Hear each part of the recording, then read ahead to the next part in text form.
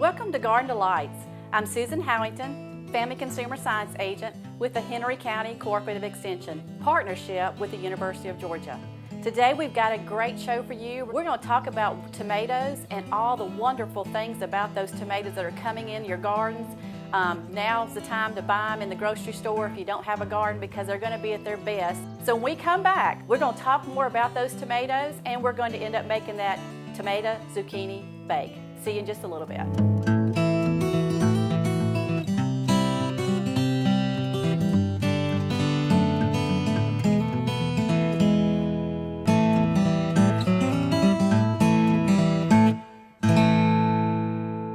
Welcome back to Garden Delights. We're going to be talking about tomatoes today, and we're going to make tomato zucchini bake, and we hope you're going to like it, and we'll do that toward the end of the show. But let's talk about those tomatoes. You know, about a medium-sized tomato is about 30 calories, low fat, it's high in vitamin A, vitamin C, and it gives you an adult half of what you need as far as your vitamin C if you eat a medium tomato in one day. It's also a very good source of potassium. So is this a fruit or a vegetable? Depends on which way you want to look at it. If it's cultivated and used, it's a vegetable. But if it's botanically used, it's what we call a fruit. So it's up to you which way you want to go. It can be a fruit or a vegetable. Going back to reason why we can say it's a fruit, it also has seeds in it, just like a plump strawberry or other fruits out there. The difference is, the reason why we can call this a fruit is because it does have seeds on the inside. It doesn't have a stone seed, for example, like a peach. So that means you can cut it open, eat the whole thing. You can eat it just like an apple if you wanted to. When you're selecting your tomatoes, you want to make sure, and you can tell that we've had a lot of rain this summer. So you can tell that when tomatoes have a lot of rain, they end up splitting a little bit, but this one doesn't still look bad. And what I love is the smell of tomatoes. So when you're picking them out, you know, smell them a little bit because that just tells you how fresh they are. You do want to make sure that they look smooth, have a good color, they don't have any bruises or blemishes on them because that's what you want to do when you're selecting them. Of course, if they're growing out in your garden, you know, you have a better chance of picking them right when you need to pick them and bring them into your house. Now, once you have your tomato, you selected it, tomatoes do best if you don't put them in the refrigerator. If you put them in the refrigerator, they're going to lose flavor. So the best thing you can do for a tomato is to leave this out on your counter away from the sunlight now because you don't want it to ripen, but very slowly. So you can leave this about 1 week out. If it starts to get getting ripened as far as the tomatoes goes, you want to make sure you put this in the refrigerator, and that is going to prolong it. You can also freeze and you can can tomatoes. So that's my favorite thing about a tomato. They are wonderful frozen, they're wonderful canned. Let's talk about freezing them. If you're going to freeze them, there's two ways to do this. You could chop them up if you wanted to, or you could take them and take the skins off. You do want to make sure you take your skins off. And the way you can do this, you don't have to core it first. You just want to make sure you have some boiling water. You're going to drop this tomato in the boiling water, and once you do that, it will make the skin come off a lot easier. You can take it and do it in quarters, or you can chop it up, or you can leave it whole. Just remember, when it comes out frozen and you thawed it out, it's not going to look plump like a tomato does. So you want to make sure that you remember that when you're freezing. But they freeze well, and once you bring them out, they're going to taste just as great as when you picked them that summer. Canning is wonderful for tomatoes. They can wonderful, but there's two different methods you could use for canning. You can do the boiling water method, and that's an easy method, and that's where you just boil water, and it has to go over the jar that you're going to have. It has to have about 1 inch of water over that canning. The only bad thing about doing it, if it's hot in your kitchen and you're going to be canning them and you're going to do the water bath method, the only drawback is they have to go for so many minutes, and tomatoes are going to have to go usually around 45 to 50 minutes in a water bath. But if you want to pressure can those, you can cut the time in half by pressure canning. And so tomatoes work very well either way, in a water bath or a pressure canner. So either way that you want to try it because you cannot beat a tomato, bringing it back out, either canned or frozen, to make it later into whatever you're going to do, if it's going to be a tomato sauce. And you know, you can even bring them back out and make a fresh salsa with them once they thawed out. So that's the good thing about a tomato. It's very versatile as far as eating it right now, or we can prolong it and eat it later and eat it in the summer. So when we come back, we're going to hear from Frank Hancock, and he's going to talk more about tomatoes, and he's going to show you some plants that we have that we've been growing. And then I'm going to make that tomato zucchini bake. We'll see you back in just a little bit.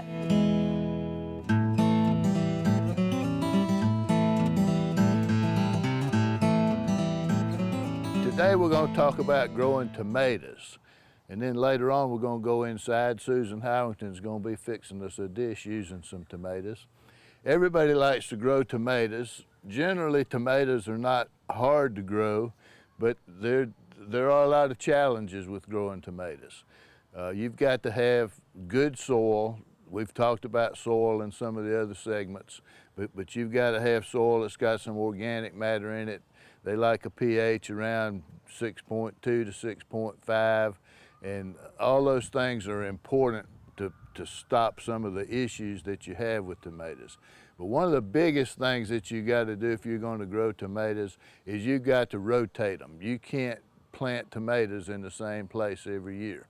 Now, I get calls from a lot of people, and they say they just can't rotate them and all that. Well, if you can't rotate them, then I suggest that you get some containers and grow them in containers. You can grow more tomatoes off of a healthy tomato plant than you can grow off of 10 tomato plants that's sitting in the same spot every year that have got every kind of disease known to man. You'll see on these tomatoes we're looking at today, we've got some wilt going on. We've got either fusarium or verticulum wilt. There's also tomato spotted wilt virus that you can get. I'm going to pull some of these plants out and we'll send them off and find out exactly what they've got. But they're going to have it. These are soil-borne diseases, and there's not much cure for them other than rotate. You don't want to grow tomatoes in the same place, but like every 4 years. If you do it every 5 years, that would even be better. Rotate it, find a different place to plant them every year, and also keep in mind that tomatoes and potatoes and peppers and eggplants, all those things are in the same family. They suffer from the same diseases. So get you a rotation plan.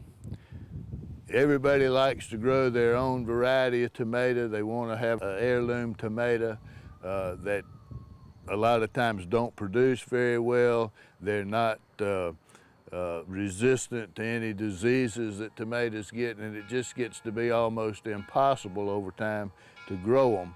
So select varieties that show resistant to diseases, and there's a list. We've got a brochure that tells you the different varieties and what they're resistant to, but as far as these wilts are concerned, they need to be resistant to verticulum wilt.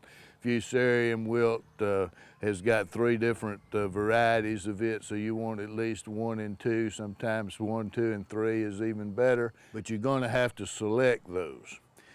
The only other option that you might have in the way of growing tomatoes would be to grow some grafted tomatoes. Grafting's gone on forever.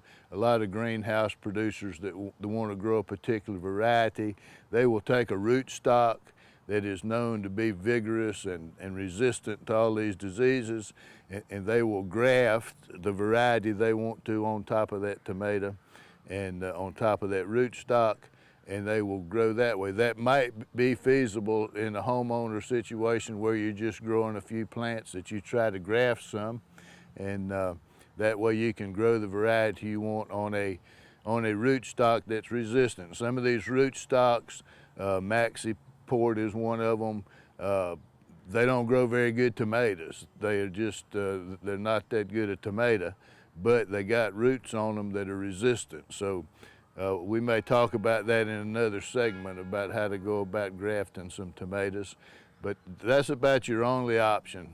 Rotate them, get the soil built up like it's supposed to be, space them far enough apart so that you can get some air circulation coming through them, and then from there, You just got to watch out for the insects and the things that get on them. We've had a lot of rain this year. With a lot of rain, you get things like fruit cracking.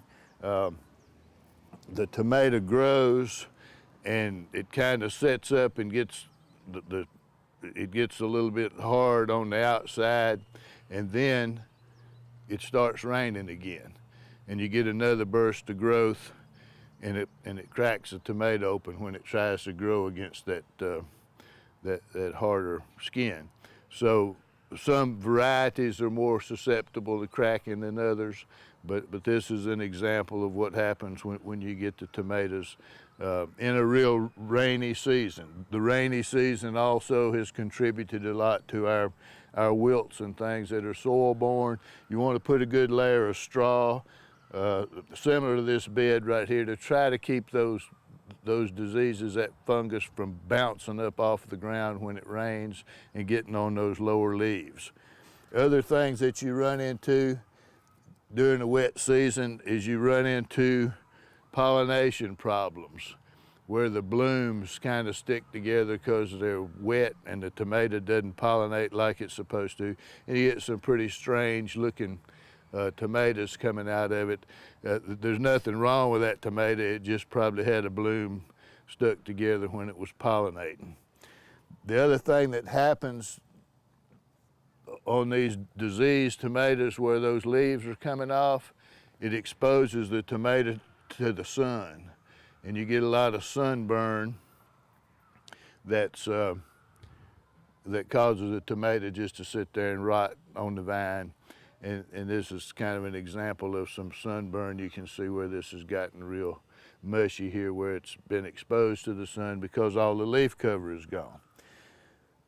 Something else that can work to get rid of your leaf cover is the tomato hornworm. He can do a lot of damage in a short while. What you notice with a tomato hornworm is you'll start to see branches that have no leaves on them. The leaves are gone.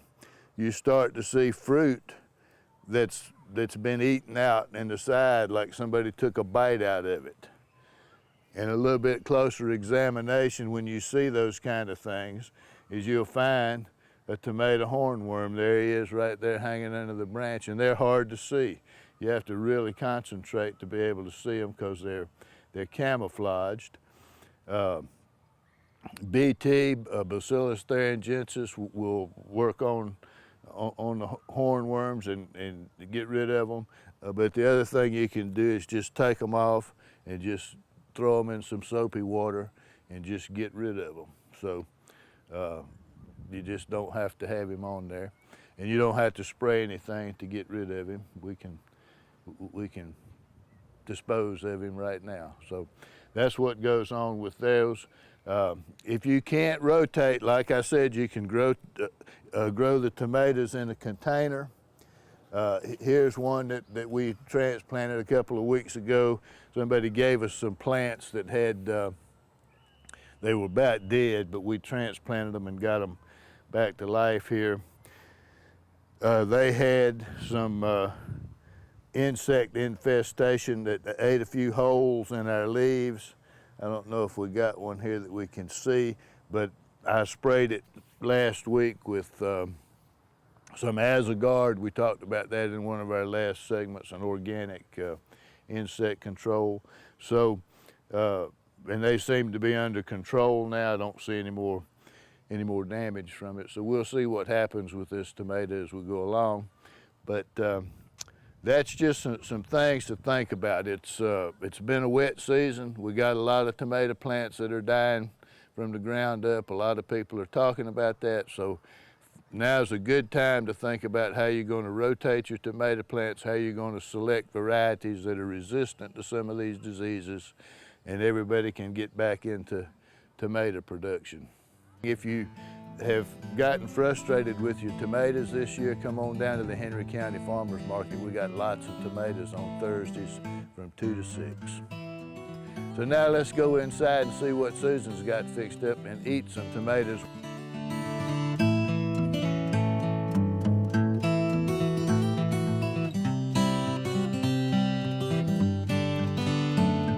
start making that tomato zucchini bake. So I'm going to tell you a little bit about how to make it, and it's very, very simple. I made it for our office, and they really liked it. We all thought it tastes very similar like a pizza without the bread. So if you're on a diet, this could be your pizza that you're looking for without eating all the bread. So I'm going to tell you a little bit how to make it. What I've done already, just so you'll know, tomatoes, it's going to ask for about 4 tomatoes. And it depends on your dish. I'm going to use a pie pan dish today because I want it to look like a pizza, and I'm going to kind of slice it like a pizza. But you can use a 8x8 pan size, so it's your preference on what you might want to do. Tomatoes, you know, when we're going to work with them, any kind of fruit or vegetable, you have to wash them. So I've already washed these tomatoes, and as you can see, they have been peeled. And for this recipe, you do have to peel your tomatoes. What I'm going to go ahead and do is you're going to need zucchini also for this, and it asks for about 3 mediums, so I have about 3 medium zucchini. So what I'm going to go ahead and do, because when I make the recipe, the layer, which we consider kind of like the bread, but it's not the bread, is going to be that zucchini because that's going to kind of hold it together. So what I'm going to go ahead and do is chop the zucchini up and get it ready because I'm going to put it it's going to be my base to this recipe. So I'm going to go ahead and do that real quick and get my slices ready. Now I do want to tell you this for the recipe. It's going to tell you to cut your zucchini and your tomatoes thinly because you're not going to cook this long and it's not going to take you long to bake it. So I'm going to go ahead and cut these up and make them really thin slices, and we're going to layer these. So what I like to do is I like to go ahead and get me some started. So I'm just going to go ahead and start with my zucchini and slice them up pretty thin. And this is going to be my base. And once I get this done, I'm going to start layering it with the zucchini and then the tomatoes. And this, to me, is really easy to make, and it's really good. And you can see just this zucchini right here is, just this one is adding up to a good mint to go in this pie pan. This is going to serve around 6 people, and this serves a pretty good size for everybody. So it just depends on how much you want to make of it. So I'm going to go ahead and stop with this, and I am going to go ahead and cut up at least one of these tomatoes. Now you know tomatoes, just like any other fruit or vegetable, it's going to hold water. So you're going to have a little bit of water that you're going to have to deal with tomatoes. But I've already peeled these, and these have not been in the refrigerator. So, and you can see when I first slice it, it's not going to be the total round like you want it.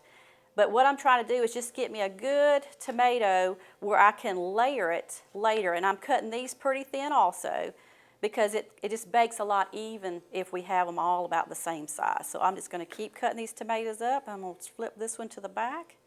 Try to get something off the back end of this one. And as you can see, that's not a whole lot of tomatoes once I start chopping. You're going to have a lot more zucchini than you will tomatoes. So I'm going to start on another tomato, and I'm going to keep slicing it pretty thin. And as you can see, I've almost got what I'm going to need for at least a couple of my layers, and I'll come back and slice some more of my tomatoes in just a second. But I just want to show you how it's going to start with your layers. Okay, so we've got a little bit of tomatoes. We've got a little bit of zucchini already sliced up. You're also going to need cheese, and this is Parmesan cheese. This is about a cup of Parmesan cheese, and the reason why I have it split out is because we're going to use 1/4 of this Parmesan cheese for the first layer, and after we get it all layered, we'll put the rest of that Parmesan cheese on top. So what we're going to do is we're going to take this zucchini, and I'm going to start layering it in the bottom of this pan. And it's really easy. You just kind of make a little circle, however you want to do it, and I'm just going to keep layering it till I get what I need to get 2 layers. Now, if you don't like zucchini and you like squash better, you could trade out and do squash. If you don't like squash at all, you could do onion in it too, because I love tomato and onion mixed up with a little bit of Italian dressing. You just can't beat it, so it's really, really good. So it's up to you on how you want to do this. And I'm just going to fill in with some small ones in the little gaps, and that's about all I'm going to do for that layer. Now I'm going to take some of these tomatoes, and I'm going to lay those around and layer those on top of the zucchini. So you can see, if you got somebody coming over, you need something pretty quick, this makes a quick meal. It's very tasty with all the different ingredients that's going to go into it. So let's see if I can get most of these tomatoes that I just cut up on this layer. And I think I'm going to make it. And then you got to add your 1/4 of a cup or your Parmesan cheese first. That's your first layer. That's the reason why we want just a little bit to keep it intact. So we're going to make sure that we add that part. And I took fresh Parmesan cheese. I just like sometimes to do it fresh because it just tastes better. And you can tell that it's fresh because usually when you buy Parmesan cheese, it's very thin grated, but I like the thicker look because I feel like it's going to melt a lot easier too. Now we're going to add the zucchini. So we do a first layer of zucchini, then tomatoes, a 1/4 of a cup of the Parmesan cheese. Like I said, 3 medium zucchini, but you may not need 3 medium. It depends on, how you want to arrange it. So you can see that I may not use this other one, and believe it, I'm not going to discard it. I'm definitely going to eat it. Somehow I'll eat the zucchini. So we're just going to fan this around, make another little circle. And then once we get this done, I'm going to come back again with the tomatoes. So as you can see, it did not take all this, and it really depends on the size of your zucchini as far as what you're going to need. So I'm going to go again with my tomatoes, but first I am going to see if I can get some of this liquid. You see how much liquid is coming out of these tomatoes. So, and you want some pretty good ripe tomatoes, but you definitely want to make sure they don't have any bruises. They stay intact, and this one's doing really well and keeping that little circle going. So I'm going to keep slicing this up, and I'm going to have to slice the other one. So it's going to take about 4 medium tomatoes to make the circle. So we're going to keep slicing the tomato. Go ahead and add this on here so you kind of get the hang of what it's going to look like. And you can see this doesn't, this is just like a pie pan, so it's not going to be high up on the edges.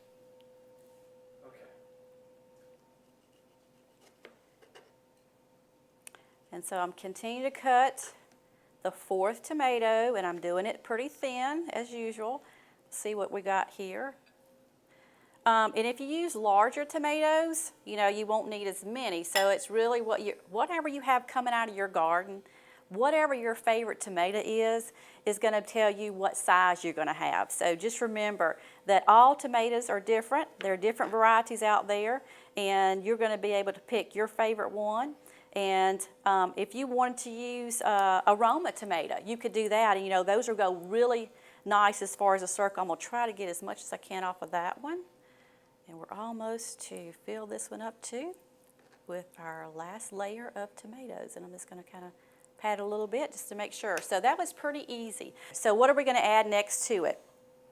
This is garlic, and so we're going to be adding garlic, and it asks you to have 2 cloves of garlic, and it asks you to have it minced. So this is already ready to go, and I'm just going to take my fingers and use my fingers because I feel like if I can do it that way, I can kind of have control over kind of putting it out in different places around the casserole. So I'm going to make sure I get all the rest of that garlic off. Okay, so we have the garlic.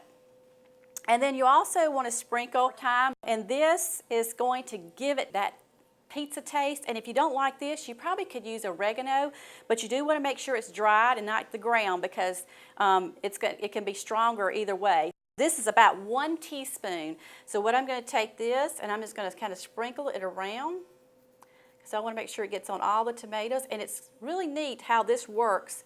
It will soak all the way down through this, and you'll get the flavor all through this layer. So I'm going to keep sprinkling. And doesn't it kind of already make you think of a pizza anyway? Because, it just feels like fresh ingredients, just like a pizza. So I want to make sure I get all this on here. Sprinkle it around. All right. So that was 1 teaspoon. Okay, we have that. And now 2 tablespoons of olive oil, and I'm just going to kind of drizzle this on here just to give it a little bit of flavor too, and also to make it all mixed in together. And if you don't want to use all this olive oil, you can cut it back to 1 tablespoon if that's what you'd rather do. but it just gives that little oil taste to it, just kind of like you were doing your pizza. So if you had a piece of pita bread and you want to do your pizza, you could just take sliced tomatoes and put it on top of a pita bread, and then come back and do the same thing with this herb that I'm using, a little bit of olive oil, sprinkle a little bit of cheese on it, and you would have a wonderful pizza. So now, this is the rest of that cup of cheese. So I'm going to take it and I'm going to sprinkle it around. And just look how easy this is. And you'll be, your family, if you have company coming over, they'll be really impressed that it looks like you went to a lot of trouble to make this, which you did not have to do a lot of trouble, and it's very easy.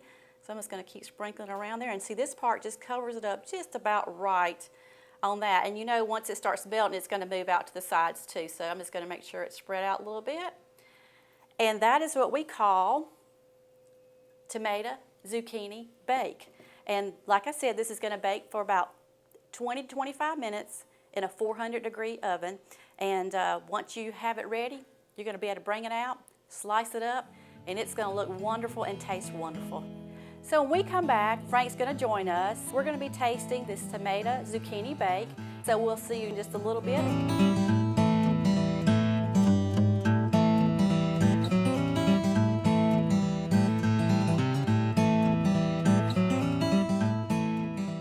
Welcome back to Garden Delights. We have Frank with us, and we're going to try this tomato zucchini bake. I hope that you're going to end up taking this recipe off that website and you're going to use it. And now you can see what it looks like coming out of that oven. Doesn't it look just like a great pizza without the bread? Now, I will tell you, like I talked earlier, the water from those vegetables are going to be at the bottom. But once you take it out of the casserole dish or whatever you have it in, it's going to stay in there. So once you put it onto your plate, it's not going to be a big deal. So I'm going to go ahead and cut Frank and us and see how well it does. I'm going to kind of cut it just like a pizza.